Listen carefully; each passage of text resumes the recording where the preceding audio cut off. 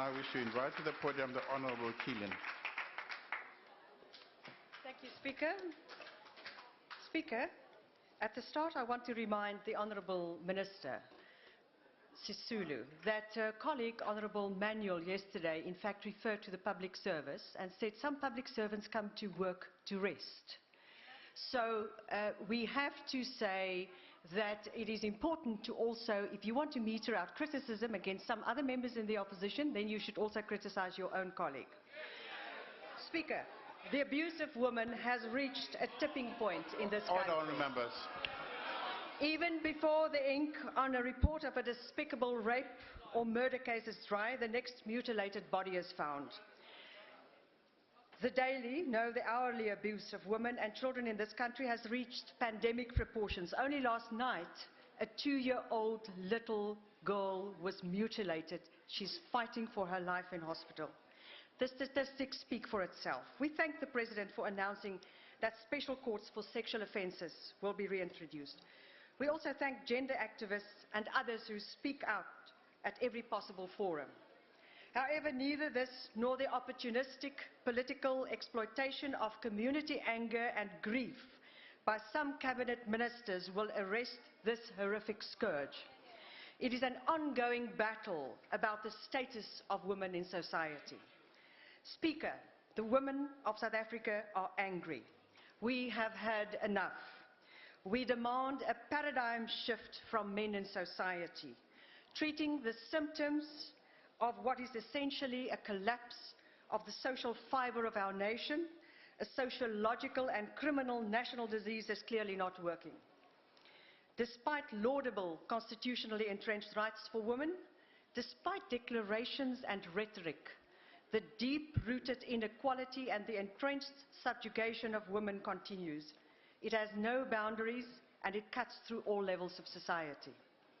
It goes far beyond the obvious type of violence and abuse that make newspaper headlines. The much less publicized silent abuse of women is rife and remains below the radar screen.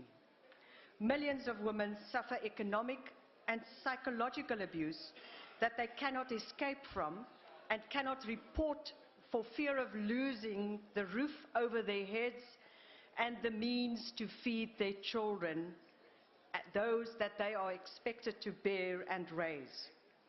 Young girls are often deprived of proper education in favor of their male siblings, and even worse, they are forced to become part of a cycle of early marriage, childbearing responsibilities, poverty, and paternalistic oppression.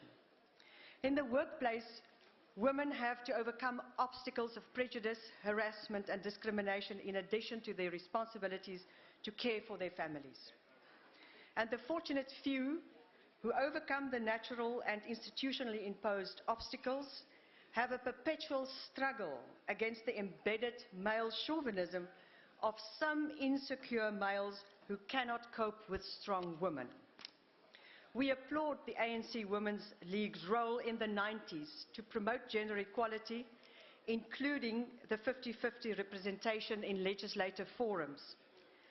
Let us be honest, however, Mr. Speaker, what is the real impact of women in this forum, in cabinet, in the committees, and in party caucuses? Do women get the respect and recognition that their opinions and contributions deserve?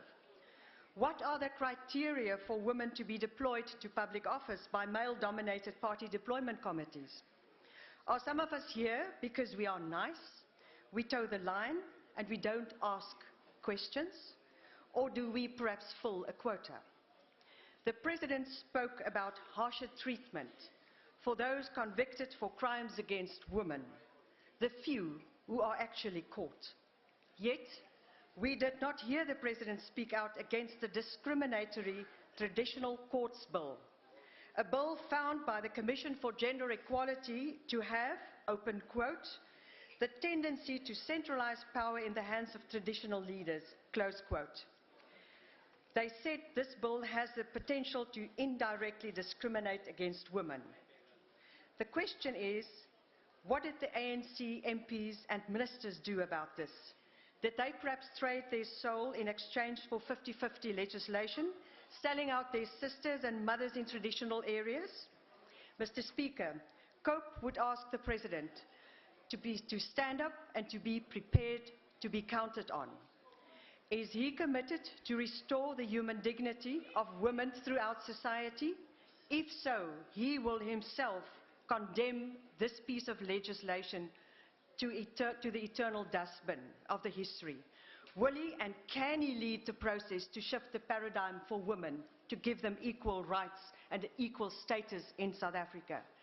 History will be the judge.